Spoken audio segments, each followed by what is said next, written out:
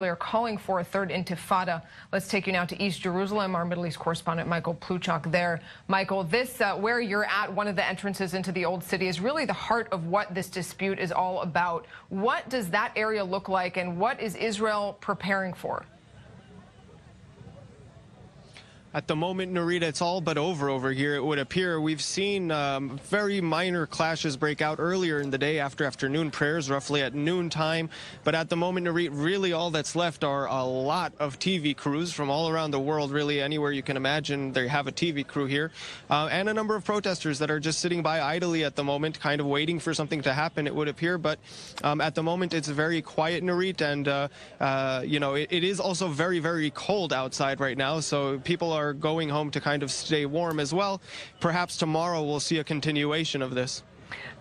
Michael, let's get a little bit more context for our viewers in terms of the Palestinian leadership, because we've been talking about what they have said, both Hamas and the Palestinian Authority. In the backdrop of this current tension is a process of a unity deal between those two factions. How do you think this decision, this unrest, might play into what is, until now, a pretty tough process to get one Palestinian voice speaking together? It's such a shame, you know, because I had a newspaper with me before I was going to show you, I was going to show our viewers, and I had lost it. But essentially, when we were here earlier, some youths were giving out newspapers, kind of pamphlets, if you will. And the headline, the main headline on it was a picture of the Palestinian unity process. You had the leaders of Hamas and Fatah at that same table, that picture that we've seen a lot of lately.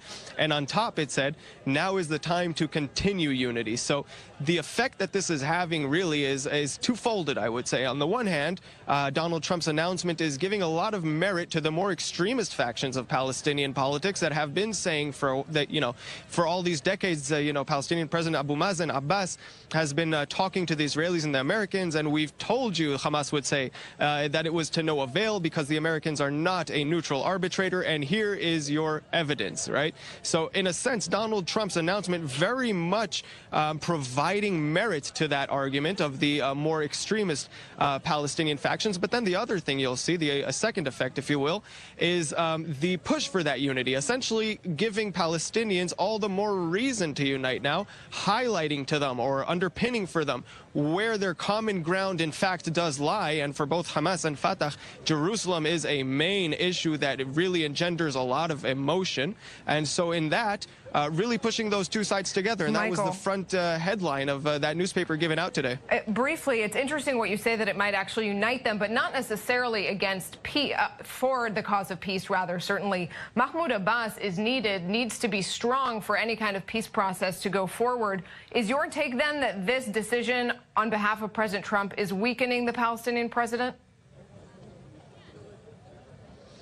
Yes, most definitely in the short term, yes. In the long term, that will depend on how Palestinian President Mahmoud Abbas decides to play the set of cards he has now. But in the short term, yes, what Donald Trump's announcement did was essentially bypass the entire process and give Israel, if you will, a gift, really.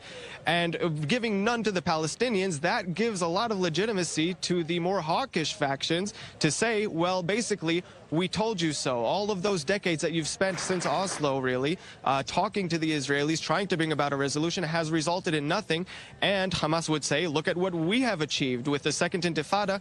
They would say we were able to liberate Gaza. And we've seen calls from that now. Ismail Haniyeh, the head of Hamas, was speaking from Gaza the other day, saying that now is the time to liberate Jerusalem and the West Bank as well, saying that just as we did in the Gaza Strip in 2006. So that...